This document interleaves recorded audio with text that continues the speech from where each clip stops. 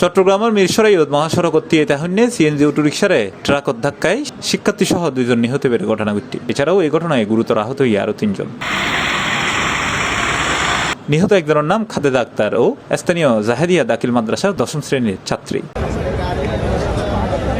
বুধবার জানুয়ারি 28 তারিখ সকাল 10টার দিকে ঢাকা চট্টগ্রাম মহাসড়কের বর্তাকি এলাকাত যাত্রী উড়াইবার সময় এই দুর্ঘটনা ঘটে। নিহত আরেকজন সিএনজি অটোরিকশা চালক, যার পরিচয় এখনো পাওয়া যায়। আহত লরে স্থানীয় হলে উদ্ধার করে চট্টগ্রাম মেডিকেল কলেজ হাসপাতালে পাঠানো হয়ে। বর্তাকি বাজারের মেইন শাখা মাজার আর মাদ্রাসা একসাথে মিলায় এখানে গাড়ির স্ট্যান্ড। এখন ছোট গাড়িগুলো ছাড়িয়ে আসছিল, বড় গাড়ি স্পিডের কারণে গাড়িগুলো লই ছুটি এই মানুষগুলোর পরিচিত হইল। জায়গায় মারা গেছে, ডেড করে ভর্তি হয়ে গেছে 2 জন। আরগুলো তো মানে পঙ্গু অবস্থা, মেডিকেলে যাবার পথ মারা গেছে। 3 জন মারা গেছে, খবর পাইছি। আরগুলো এই জন্য হাসপাতালে আছে। প্রত্যক্ষদর্শী হলে জানায় সিএনজি অটোরিকশার যাত্রী উড়াইবার সময় আসছিল সিএনজিয়ান। এ সময় পিছনতুন দ্রুতগতির ট্রাক নিয়ন্ত্রণ হারাইয়া সিএনজির ধাক্কা দিয়ে ঢাকাতে থাকা ফরিমের দিন ফরি যায়।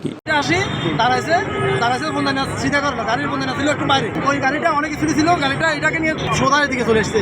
এখানে আমার ছাত্রী 2টা পড়ে রয়েছে, একজন মানুষ পড়ে রয়েছে, 3টা লাশ আর একটা পুরুষ ওনাকে নাটাইছি হাসপাতালে। ওইটা মহিলাটা একটা হাত লাগছে, ওই গাড়ি বলছে বাঁচবো, কিন্তু ওইটাও বাঁচবো না।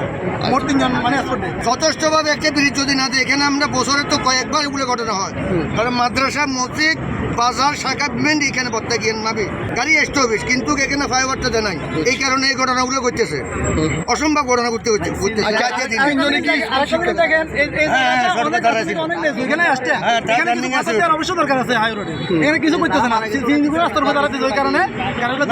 Mireshwar fire service and civil ডিফেন্সর লিডার হায়াতুন নবী হয়ে দুর্ঘটনার খবর শুনে তারা ঘটনাস্থল দায়েরে নিহতলর মরদেহ উদ্ধার করছে। এছাড়া আহতলরে চিকিৎসালয়ে মেডিকেলত পাঠানো। আমরা খবর পেয়ে দুর্ঘটনাস্থলে পৌঁছাই।